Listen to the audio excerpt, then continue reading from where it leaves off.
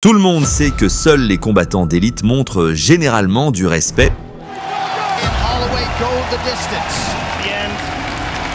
Ils considèrent chaque combat comme une performance, une occasion de montrer leur technique et leur cœur. Mais je suis le champion, tu n'es rien, montre un peu de respect. L'octogone se fiche des mots, c'est le juge ultime de vérité où chaque vantardise est testée et chaque insulte reçoit sa réponse. Mais certains combattants n'apprennent jamais, ils entrent en se moquant des familles des légendes. Même les maladies. Alors il fait ça, je ne sais même pas ce qu'il fait, jusqu'à ce que la réalité frappe plus fort que leurs mots n'auraient jamais pu. Aujourd'hui, nous allons analyser 30 des humiliations les plus sauvages de l'histoire du MMA et de la boxe, des combattants arrogants qui ont été brutalement humiliés, des knockouts glaciales à l'UFC jusqu'aux démolitions brutales en boxe. C'est le combat dans toute sa splendeur. Mettez un like, abonnez-vous et plongeons directement dans le chaos. Keith Thurman n'a pas seulement ouvert sa grande gueule, il a rendu ça personnel.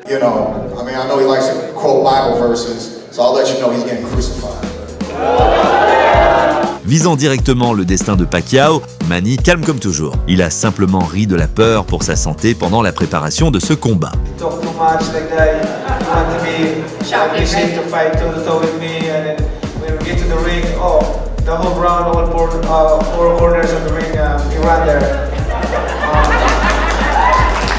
Tous riaient, mais à l'intérieur, Pacquiao était furieux. Et puis le jour est arrivé. Avec 14 000 fans entassés dans l'arène pour assister à l'affrontement, Manny n'avait qu'une seule chose en tête, écraser Thurman de toutes ses forces. Pacquiao a attaqué sans relâche, utilisant une variété d'angles et de combinaisons de coups qui ont laissé Thurman en difficulté pour suivre. Sa vitesse était absolument électrisante.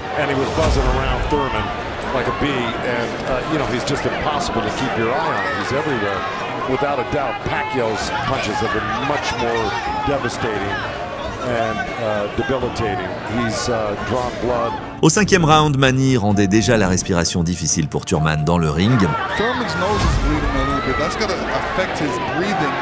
Au 10e round, Thurman a vacillé en défense, incapable de résister à l'assaut de Manny.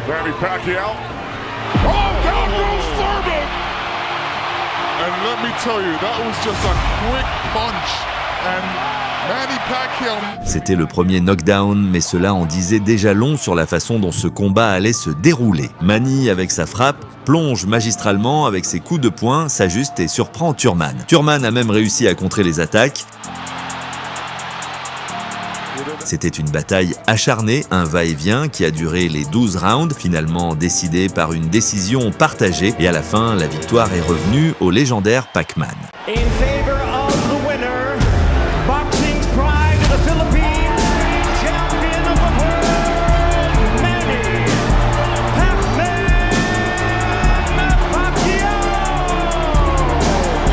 Thurman, qui avait parié sur un knockout, a encaissé une leçon à la place. Anthony The Man Mundine est arrivé avec une carrière de boxe de 48 victoires, 11 défaites et 0 nul, et une grande gueule qui ne s'arrêtait jamais. À un moment, il a poussé le trash talk encore plus loin, aboyant sur Jeff Horn's camp, assis dans une poubelle à roulettes. Where do we go now?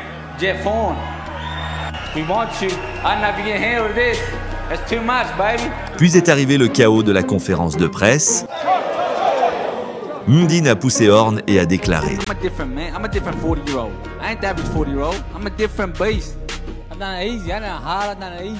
Jeff Horn, calme comme la glace, a simplement répondu avec une confiance tranquille.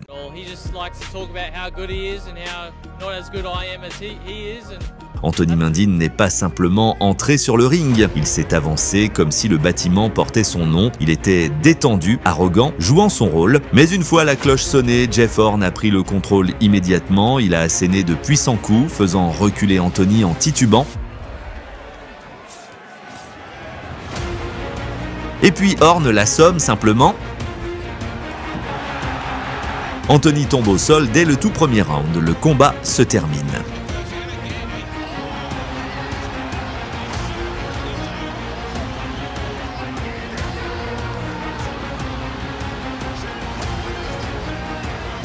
Et après le combat, tout ce trash talk et ce feu se sont transformés en respect et en gratitude. Shannon Briggs a dit qu'il est mort 10 fois. Après ce combat, il a à peine vécu une seule fois. Ça a commencé avec une assiette de nourriture et s'est terminé dans un lit d'hôpital. Vitali Klitschko mangeait calmement dans un restaurant quand Shannon Briggs a fait irruption, criant, menaçant et provoquant.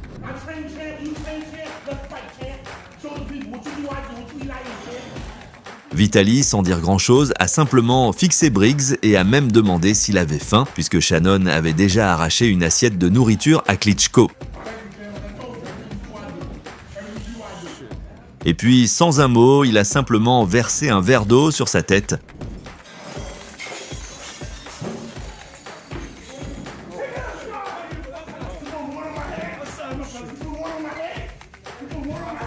Après ça, Shannon a commencé à suivre Klitschko partout, a provoqué une scène dans un centre commercial. Let's go, champ! Let's go, champ! Let's go, champ! That's right! The real champ! Puis il est apparu dans une sorte de showroom automobile, bien qu'il ne l'ait pas laissé entrer. I'm a citizen. I'm an American citizen. I'm free to go around the world. Let me go in. I want to buy a car. I want to buy a car. You can't buy a car. Sorry. Why not, man? Everything okay? Can I watch the show? No. Why not? Only for press. Come on, man. Yeah, it's I'm the heavyweight champion of the world. Former heavyweight champion. 2 times. I'm the present heavyweight champion of the world. Come on, man. Let me in. Please, brother. Not today, sir. No, not today? No, not today, sorry. Everything is okay. Man, y'all got some big boys this time. Yeah. I was your last time. Alors il est resté dehors à crier pour que Vitali sorte. Let's go, champ. Tu crois que c'était tout? Pas du tout, il a aussi commencé à se pointer aux entraînements privés de Vitali, les interrompant exprès. Oh, you tired? You tired? You tired? Yeah, champ. Ooh. Can you hit your face? Don't play with me like that. For real, don't play with me like that. Nobody bullshit about it. You're gonna hit my face. Hey, I'm gonna knock you out. You gonna knock me out? Knock me out. Right there. Knock me out. Right there. Knock me out. Il a interrompu des conférences de presse où Vitali parlait avec d'autres combattants, le coupant en plein discours, faisant tout son possible pour pousser Klitschko à accepter le combat. Not fighting me. Can you please sit down? Why you fighting him and why you not fighting me? Calm down, everybody. Good afternoon. Special guest. That's right. Not you. You're special now. I'm gonna make you eat after that shoe, that t-shirt as well. Yes. What else? What else is gonna come up now? Oh really? I'm gonna eat your face. Mais la goutte d'eau finale. Briggs l'a poursuivi en pleine mer alors que Vitali se détendait en faisant du surf. Shannon a nagé jusqu'à lui et a commencé à se moquer de lui directement dans l'océan. Let's go. Call me champ. You call me champ. Say champ. Yeah, make a wave, dog. Make a wave. Yeah.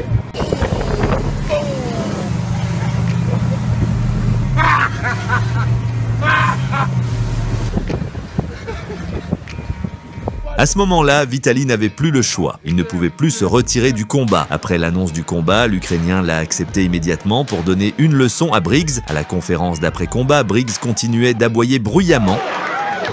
I'm the best that ever did it. I'm asthmatic, 2-time heavyweight champion, and that's mine for Saturday night. And nothing can happen. Ain't nothing. He can't beat me. I already died 10 times. Mais Vitali Klitschko, silencieux, froid, concentré, il n'a pas répondu par des paroles, il a répondu sur le ring. La cloche a sonné et Vitali est parti à la chasse, secouant Briggs dès le début avec des coups puissants. Il a maintenu la pression, déchaînant des salves de puissance, contrôlant l'enceinte et martelant Briggs avec des combinaisons. La pression de Klitschko était incessante. Il a lancé des crochets, des directs du droit et des uppercuts. Il a encaissé des salves entières contre les cordes. Le ring est devenu sa prison. Briggs est resté debout à travers l'enfer, d'une manière ou d'une autre, mais Klitschko n'a jamais reculé. Chaque round était pire que le précédent. Après 12 rounds éprouvants, il n'y avait jamais eu de doute.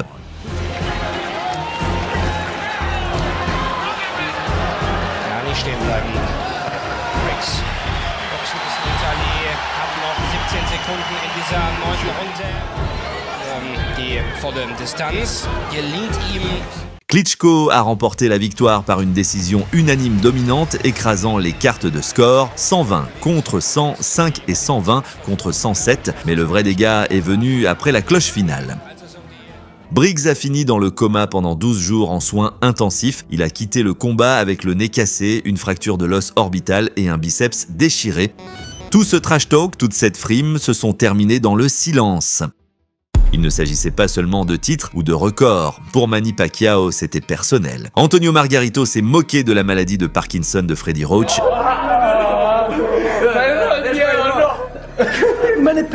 Une condition contre laquelle il se battait depuis 1999. You get a diagnosis. I was diagnosed as Parkinson's.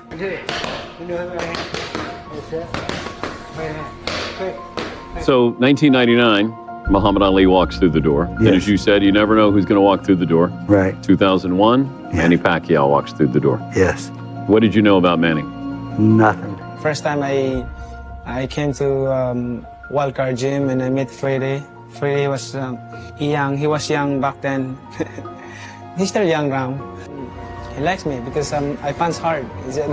I like the way he trained. Manny a répondu non pas avec des mots, mais avec ses poings. Leur relation était plus que celle d'un entraîneur et d'un combattant. At one point, I think it was more like he's my brother, and then at some point, it went even as a father-son relationship. Margarito s'était déjà déshonoré, pris avec du plâtre de Paris dans ses gants, mais les choses sont devenues plus laides quand son équipe s'est moquée du Parkinson de Roach, imitant même ses tremblements. I'm gonna start using this for training. Hopefully it works. You know, and my hands are small, Margaritos are big, so he'll fill them up. So that's perfect. Perfect. Manny Pacquiao, be careful. Freddie Roach, you better be in the gym, in the dressing room, like you said. You better be there all the time, because something like this might come. That's gonna be the killer one right there.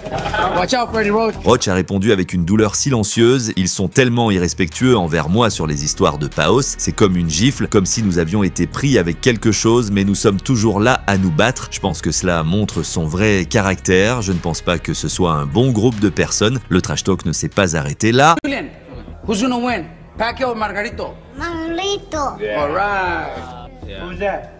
Freedom. No, this guy. Puto. Es puto Pacquiao. Así es, pendejo. Pacquiao, il était resté silencieux. Manny n'a pas dit un mot, il a laissé ses poings parler. Dès le premier round, Margarito poursuivait des ombres. La punition était implacable. Les commentateurs suppliaient que ça se termine.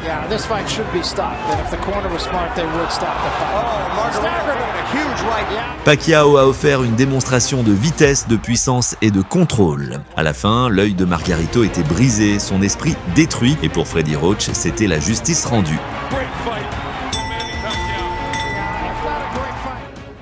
Quand l'arrogance rencontre la discipline, cela se termine avec ton visage sur le tapis. Manel Kape s'était bâti une réputation non seulement comme combattant, mais aussi comme trash talker à plein temps. Il bousculait ses adversaires, ouvrait sa grande gueule sans arrêt et vivait pour provoquer. Il n'a montré aucun respect pour le combattant japonais, se moquant de lui en face.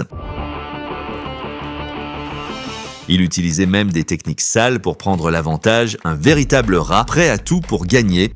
Lors d'une conférence de presse, il a lancé une bouteille dans la foule.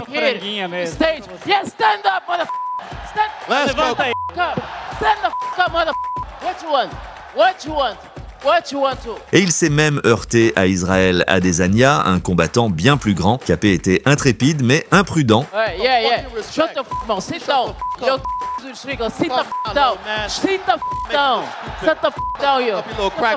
Dans son combat contre Kyoji Horiguchi.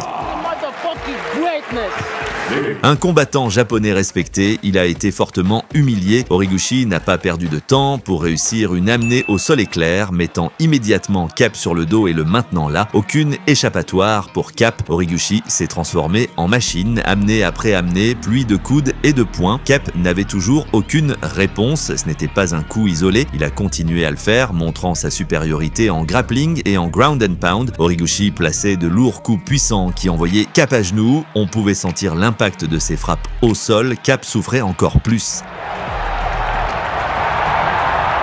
Et une seule fois, Kape a mis Kyoji au tapis et l'arbitre a immédiatement arrêté le combat. Le problème, c'est que Manel l'a fait avec sa tête, ce qui a considéré comme un coup illégal.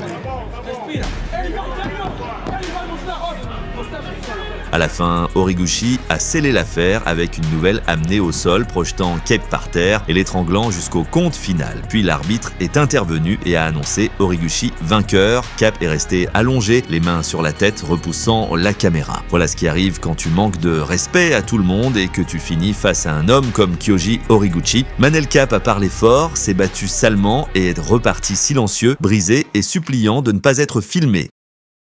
Curtis Stevens a dit qu'il venait pour tuer, il a dit qu'il allait déshonorer Golovkin, il l'a traité de crétin, de fraude et a promis un knockout. Avant le combat, il a organisé des séances photos avec une fausse tombe de Triple G, s'est rassemblé avec son équipe et a tourné en dérision le nom de Golovkin. Talk about the prospect of fighting the boogeyman of the sport right now. This guy is the most feared man in boxing. Chalk it up. Talk about that fight.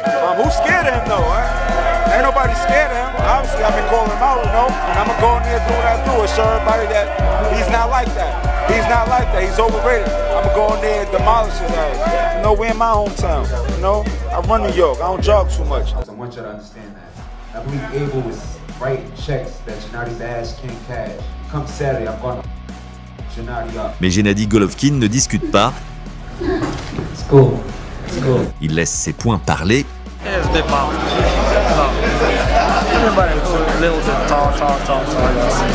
Au moment où la cloche a sonné, Golovkin l'a chassé comme une proie, calme, calculateur, dangereux.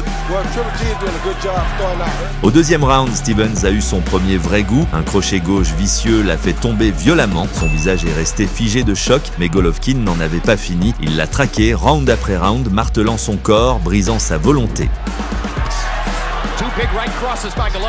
Stevens avait de la puissance, mais aucun plan. Chaque round ressemblait au précédent. Golovkin souriait, traquait, écrasait. Au 8e round, Stevens n'avait plus rien sauf la douleur.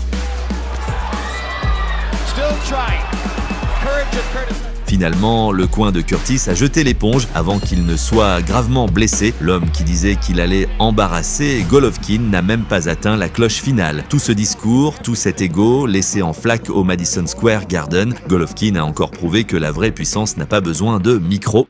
James Gallagher pensait qu'il était intouchable. 12 victoires, torse bombé, plein d'arrogance, copiant chaque mouvement de son idole Conor McGregor. She blocked me?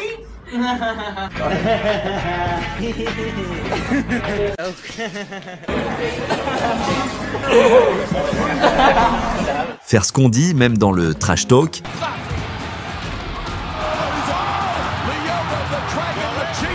I feel like I've got all the options. I really do believe that there's no one better me in the world, and no one's proved me different. No one's proved me different. I haven't never felt that anyone has ever come close to proving me different. I'm the best in the world. There's no one. It's not even that I think I'm better. I know there's no one better than me. I know I'm the best 135er in the whole division and 45er. And that's a first round finish. I'm going to go in there from the belt. You heard him. Shots blazing, and I reckon I'm going to choke him in the first round. First round. Choke him in the first round. But I'm just too good. I'm just too good. He's not my level. I'm that step above. I'm that next killer up. Il a qualifié Ricky Bandas de soirée facile. Il a ri, dansé, nargué et lancé des promesses folles aux caméras comme s'il était déjà couronné. Mais Ricky n'était pas là pour le spectacle. Il était là pour fermer cette bouche. Did you feel a little more nervous before this fight than in the past? No, definitely not. We had CFFC runs a good show. You know, they pack the house and it's got the lights and everything. It feels like the real show minus the live TV. So I was ready for this.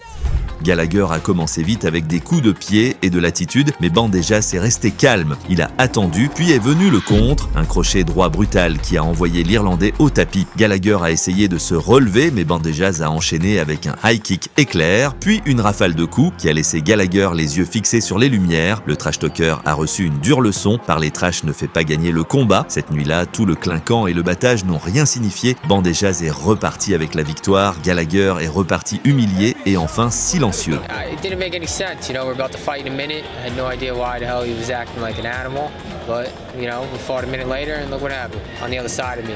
After talking all this crap, beat somebody like him who had a huge following and it puts my name on the map. Ensuite, parlons de la façon dont Caleb Plant, détenteur d'un titre des super moyens, a dit une seule mauvaise chose et en a payé le prix fort. Il s'est vanté avant le combat. Mark my words, November 6th, you will hear the words and the new undisputed super middleweight. The only difference is right after that you'll hear the words and still undefeated. Mais lors de la même conférence de presse, Caleb Plant a fait le geste le plus stupide de sa carrière. That's funny. You think that's funny? Yeah? Well, keep laughing. Il a parlé de la mère de Canelo Alvarez. You keep laughing, motherfucker, because you know when you're gonna find out? Real soon. And you know when you're gonna find out? The same time everybody else found out. And you know when that was? You know when they found out? When it was too late. You bitch. And you a bitch too. You know the only difference between you and him is he's a fat ass bitch and you a bitch. What the fuck you gonna do? Fuck you. And you a drug cheat. C'est tout ce qu'il a fallu. Canelo n'a pas dit grand-chose. Il a simplement poussé Plante hors de la scène, puis a failli lui fendre le visage pendant le chaos. Ne parle pas de ma mère. Don't get paid.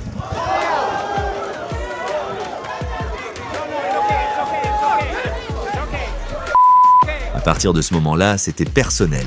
You know my level, and you will see November 6th. You're not gonna find out. I promise you. À Las Vegas, la cloche a sonné et Plante est sorti vif en jabant, en bougeant. Intelligent, oui, mais l'intelligence ne vaut rien si tes coups ne portent pas fort. Canelo a continué à l'avancer, brisant son corps, brisant son rythme, brisant sa confiance.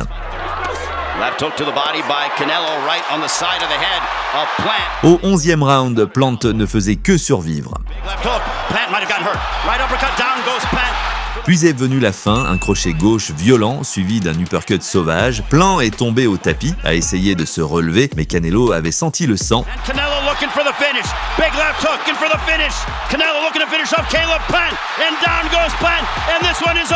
À la fin, Canelo n'est pas seulement devenu le champion incontesté, il a donné une leçon à un homme qui avait oublié que la famille n'est pas un terrain de jeu. The winner by way of technical knockout. He is now boxing's first ever undisputed super middleweight champion of the world, el orgulloso guerrero, Saúl Canelo Álvarez. Ensuite, parlons de ce qui se passe quand on jette une fleur au pied d'une légende. Au Japon, le respect est tout, mais quelqu'un n'a pas reçu le message. Who the hell do you think you are? Why aren't you here today? If you want to talk smack, you should have showed up in Japan right now. You should have ridden your private jet over to Japan, but you aren't here. You're probably scared of me. Puis est venu le face-à-face. Asakura s'est approché trop près. Le garde du corps de Floyd l'a repoussé violemment. Floyd l'a simplement fixé, glacé. Puis est venu le plus grand affront de la soirée. Un politicien japonais est entré sur le ring pour la cérémonie des fleurs et au lieu de les remettre à Floyd, il les a jetés à ses pieds. Toute l'arène savait ce que cela signifiait. Well, that's interesting. Mayweather n'a pas réagi, il a juste souri, les a ramassés et a gardé la revanche pour plus tard. Mikuru Asakura est entré confiant, flamboyant, plaçant quelques coups nets. Floyd n'a pas bronché, il a esquivé avec précision. Le deuxième round est arrivé, un direct du droit parfaitement synchronisé, envoyant Asakura s'écraser au tapis. Il n'a pas pu battre le compte et a subi la première défaite par knockout de sa carrière. Le gars qui avait tenté le coup bas avec les fleurs est tombé pour de vrai. Mayweather n'a pas seulement encaissé un gros chèque, il a donné une leçon de silence et de violence. On ne manque pas de respect à la légende et on ne s'en sort pas indemne.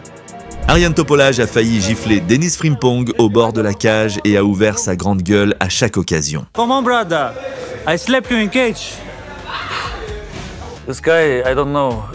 He wants attention from everybody. He write everyone, make stories from every fighter. He want a little bit. I don't know what he wants because nobody knows him. He want to go up like to talk, not with fighting. And this happened. Yeah, he talks. I don't want to give him attention. No, it's not over. It's not over. We've got press conference as well. We've got press conference as well. Tomorrow. We're still going to talk tomorrow. I'm going to talk to you in the cage, bro. Talk. I will. But you don't have no time to talk. To talk about slaps. I'm going to slap you in the cage as well. Bap, bap. Oh, come on. I'm not going to come on now. I'm going to come tomorrow. Don't worry. Don't worry. I'm going to be all up in your face tomorrow. Et puis est arrivée la nuit du combat. Topolage est sorti déchaîné, plein de pression et a pris le premier round avec le contrôle de la cage en grappling. Tout semblait précis. Au deuxième round, Topolage a commencé à s'épuiser. Au troisième round, il était désespéré, se jetant, haletant, temporisant. Puis est venu le coup fatal, un direct du droit suivi d'un high kick. Topolage est tombé au sol et tout ce trash talk s'est tu. Frimpong a remporté le combat à la fin et le gars qui s'était moqué et vanté toute la semaine a été brisé jusqu'au plus profond de lui-même. Frimpong n'a pas seulement gagné, il a laissé Topolage exactement là où finissent toujours les grandes gueules, sur le dos regardant la vérité en face. Avant même que le combat ne commence, Gurkan Özkan a commis une erreur qu'il allait regretter. Il s'est approché de Mike Iron Zambidis, plus léger de 22 kg, et lui a jeté de l'eau au visage. Aucun respect, juste de l'ego qui parlait, mais Zambidis a gardé son énergie réservée pour la revanche. Dès le début, Özkan a joué les brutes, riant des coups, narguant en appelant d'autres. Alors Mike a envoyé un crochet droit brutal, la foule s'est tue, Özkan est tombé comme une pierre, la foule a rugi et Özkan a vacillé comme si c'était fini. Mais Mike n'en avait pas terminé, il ne faisait que commencer. Round après round, Özkan a ralenti, son numéro de dur à cuire commençait à disparaître. Mike l'a brisé avec des coups au corps, des combinaisons et une pression implacable. Les moqueries ont cessé, les mains sont tombées. Et quand Mike a vu l'ouverture, il a conclu le spectacle. Propre, impitoyable, la fin. Le gars qui croyait que la taille et le manque de respect allaient lui donner la victoire a reçu en retour un déluge de points. Le combattant suivant a agi avec trop d'arrogance et a été brutalement humilié. Taylor Starling pensait que tout cela n'était qu'un spectacle jusqu'à ce que la porte de la cage se referme. Ça a commencé par un coup. Starling est entré dans un lieu bondé, a pris la ceinture de Faria et a voulu jouer l'alpha.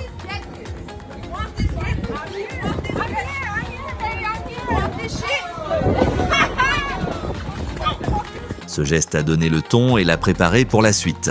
Au face-off, Starling a souri, posé et traité ça comme un post Instagram. Elle a lancé des sourires, levé les yeux et essayé de ridiculiser Christine Faria comme si tout était du spectacle. Faria a aucun rire, elle a repoussé Starling du centre de la scène.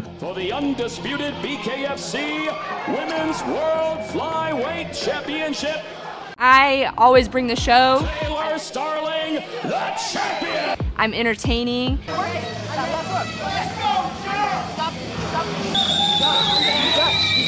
I'm fun to watch. Every time I fight, nobody wants to miss it. I'm just fun. I'm in there, I'm gritty, I'm nasty, I'm scrappy, and I always bring the show. Quand la cloche a sonné, le numéro de clown a pris fin. Faria est avancée comme une machine, sans émotion, sans hésitation, une combinaison nette de coups. Elle a touché Starling qui est tombé vite, elle s'est relevée, paniquée, s'est tournée vers son coin et a dit « Je ne peux pas faire ça », mais même son coach a refusé de la sauver. Faria est revenue à la charge, une nouvelle vague de coups, Starling a levé les mains et a abandonné. En seulement 47 secondes, le combat était terminé. Faria n'a pas seulement défendu son titre, elle a arraché à Starling son image, son attitude, son battage. Toute cette moquerie s'est changée en larmes. En moins d'une minute, elle a volé la ceinture pour un instant et l'a perdue en moins d'une minute. Au final, Faria lui a montré que n'importe qui peut jouer à la conférence de presse. Mais quand la porte de la cage se ferme, les vrais combattants tiennent debout. Et ce prochain affrontement n'était pas seulement un combat, c'était un spectacle. Conor McGregor, la plus grande gueule de l'UFC, est passé à la boxe pour affronter son roi invaincu, Floyd Mayweather Jr. Il a aboyé pendant les conférences de presse, s'est moqué de Showtime, a dénigré le palmarès de Mayweather, allant même jusqu'à dire que la boxe n'était qu'un demi-combat. Floyd is an old, weak bitch. Does this mic work? Well then, fuck that mic. Hell no! You fucking weasel and you fucking bitch. It's right here. It's right here. Stop me. You won't do shit.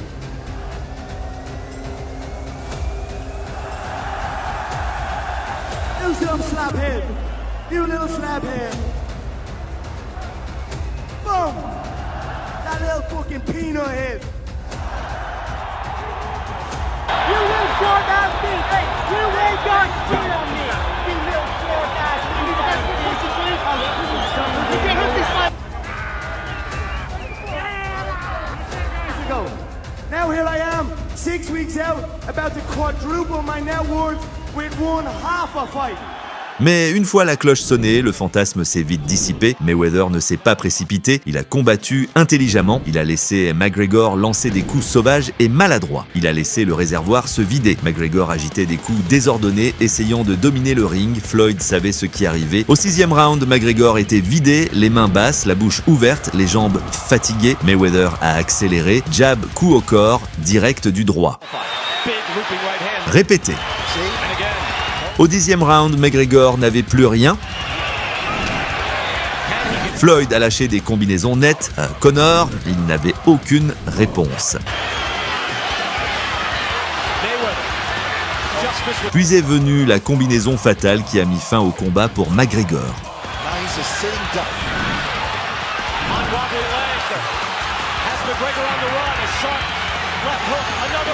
L'arbitre est intervenu, Floyd a gagné sans qu'aucun compte ne soit nécessaire et sans aucune question. McGregor avait parlé comme une tempête et a été balayé par le calme de Mayweather. Il est venu avec des mots, Floyd est venu avec des points. Sur la scène légendaire, Mayweather a rappelé au monde qui dirige toujours le spectacle: le ring peut construire des légendes ou les enterrer. Certains ont soutenu leurs paroles, la plupart ont été exposés à la fin, les points ne mentent pas. Le trash talk s'efface. Les records restent. Si tu as ressenti le poids de chaque coup, trahison et retour dans cette vidéo, mets un like, commente ton humiliation préférée et abonne-toi.